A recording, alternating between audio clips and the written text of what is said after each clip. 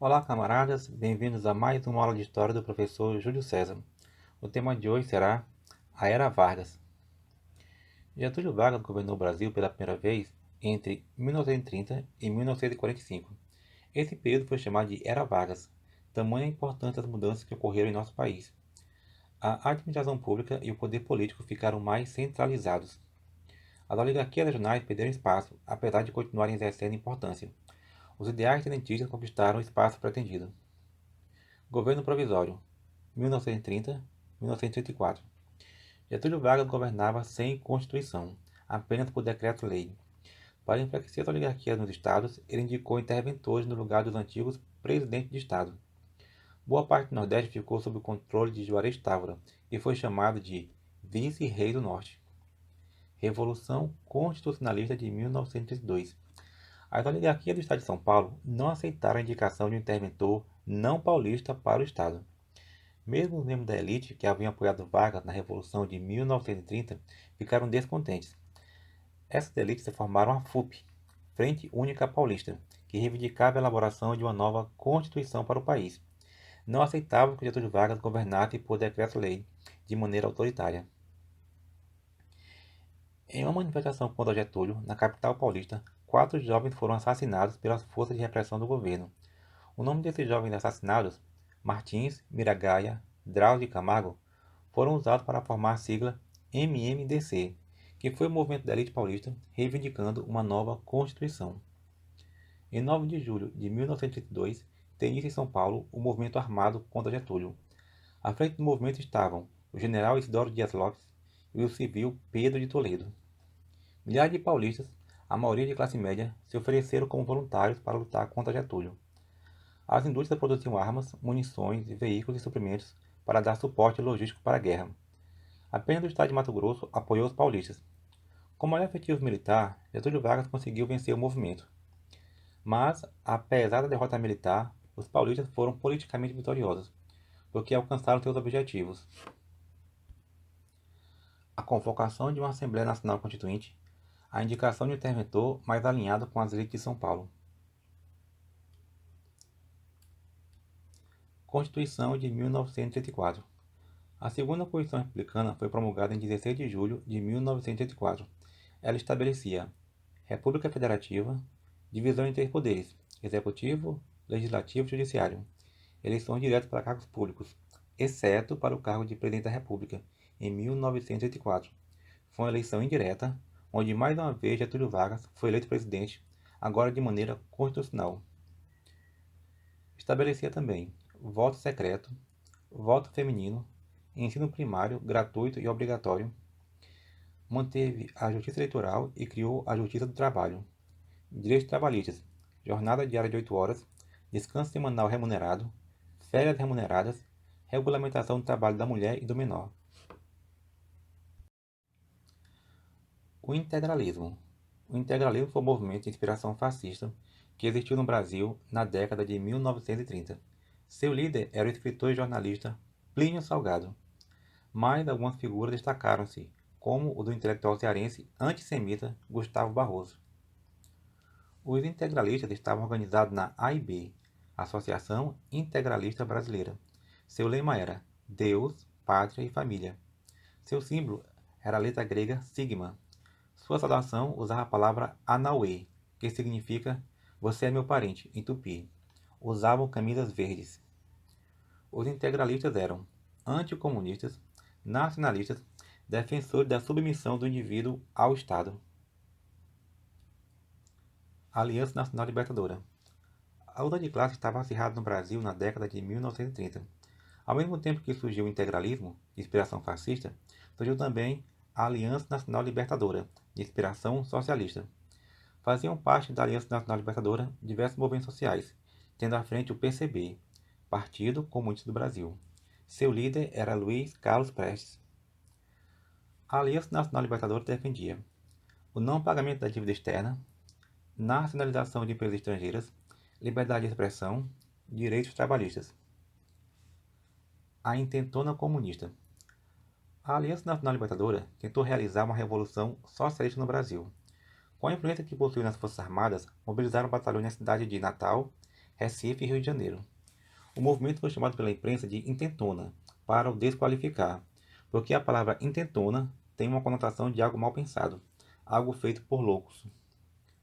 O líder da intentona foi Luiz Carlos Prestes. Getúlio Vargas conseguiu reprimir a revolta. Ele decretou estado de sítio e perseguiu os apoiadores do movimento. Milhares de opositores foram presos e exilados. O caso mais conhecido foi o de Olga Benário, esposa de Luiz Carlos Prestes, que era alemã, judia e comunista, e foi mandada para a Alemanha, onde morreu no campo de concentração nazista. Outro caso famoso é o do escritor Graciliano Ramos, que contou sua trajetória na prisão na obra Memória do Cárcere. O Estado Novo. Vargas pretendia se manter no poder, e para isso ele elaborou um plano falso, chamado de Plano Cohen. Esse plano dizia que os comunistas iriam tentar um novo golpe no Brasil. Usando essa mentira como justificativa, Getúlio Vargas deu um golpe de Estado e, em 10 de novembro de 1907, criou o Estado Novo, um regime político autoritário inspirado em ideias fascistas no Brasil. Foi elaborada uma nova Constituição para o país, redigida pelo jurista Francisco Campos. Essa Constituição dava ao presidente o direito de governar por decreto-lei, nomear interventores nos estados e fechar o poder legislativo. As eleições presidenciais foram suspensas, as greves foram proibidas. Ação Integralista, 1938. Os membros da Ação Integralista brasileira apoiaram o golpe de Getúlio, porém ficaram insatisfeitos quando ele extinguiu os partidos políticos no Brasil, incluindo a A e B. Eles não obtiveram cargo no governo, que adotava posições fascistas apenas quando lhe era conveniente. Era um oportunismo. Os integralistas tentaram então um golpe em 11 de maio de 1938. Nesse dia, eles atacaram Praça da Guanabara, residência do presidente. Depois de horas de confronto, os integralistas foram derrotados. Seus líderes foram perseguidos. Plínio Salgado exilou-se em Portugal. DIP, Departamento de Imprensa e Propaganda.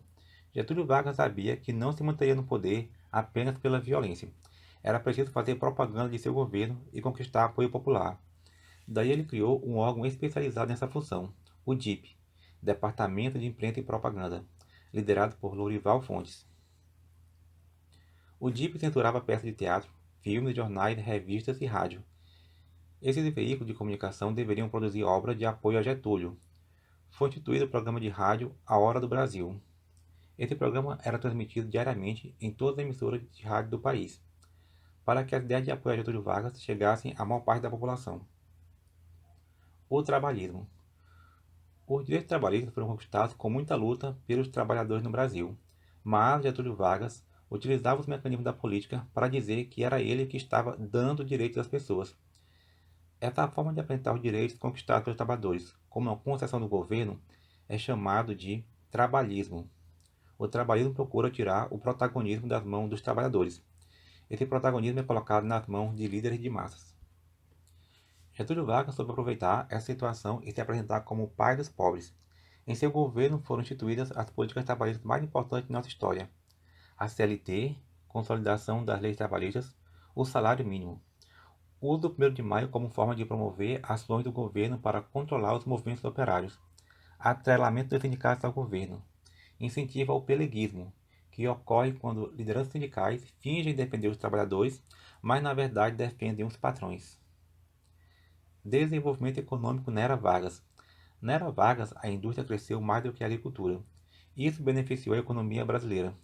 Os motivos dessa melhora na produção industrial brasileira foram a crise de 1929 e a Segunda Guerra Mundial, que obrigaram o Brasil a produzir parte do que importava.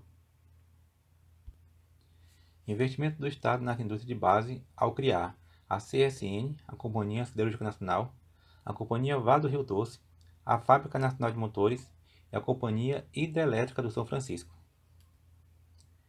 Investimento na diversificação agrícola para se livrar da dependência do café. Foi criado o Instituto do Cacau da Bahia, Instituto do Açúcar e do Álcool, Instituto Nacional do Mate e Instituto Nacional do Pinho. Brasil na Segunda Guerra Mundial. O governo brasileiro ficou neutro no início da Segunda Guerra Mundial. O governo Vargas estava dividido internamente. Uma ala apoiava o nazismo. Felinto Miller, chefe de polícia do Distrito Federal, o general Eurico Gaspar Dutra, chefe do Estado-Maior do Exército, e Francisco Campos, ministro da Justiça. Outra ala era favorável a uma aliança com os Estados Unidos. Esse era o caso do ministro das Relações Exteriores, Oswaldo Aranha. Em 1940, os Estados Unidos liberaram 20 milhões de dólares para a construção da usina siderúrgica de Volta Redonda. Em troca, o Brasil permitiu a instalação de bases aeronavais no Nordeste. O Brasil rompeu relações diplomáticas com o eixo. Os alemães bombardearam navios brasileiros, matando cerca de 500 pessoas. Houve pressão popular para que o Brasil entrasse no conflito. O Brasil declarou guerra ao eixo em 31 de agosto de 1942. Em 1943 foi formada a FEB, Força Expedicionária Brasileira. Alguns diziam que seria mais fácil uma cobra fumar do que a FEB embarcar. Daí a FEB ter usado como símbolo uma cobra fumando. A FEB foi treinada pelo exército norte-americano para lutar na Itália. A FEB possuía um contingente de cerca de 25 mil soldados. 450 foram mortos em combate. 3 mil soldados ficaram feridos. A FAB, Força Aérea Brasileira, era composta por 374 militares e 28 aviões. 16 desses aviões foram abatidos em combate. 5 pilotos morreram. 5 foram feitos prisioneiros. Um deles em um campo de concentração. Os brasileiros lutaram no norte da Itália contra as forças alemãs presentes naquele local. Os brasileiros participaram das vitórias em Massa Rossa, Camairote, Monte Prano, Monte Castelo e Montese. O fim da Era Vargas. A luta contra o fascismo europeu na Segunda Guerra Mundial fez os brasileiros perceberem a contradição que também eram governados por um regime autoritário.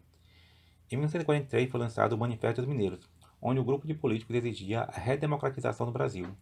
Vargas, percebendo o contexto, decidiu marcar eleições em 1945.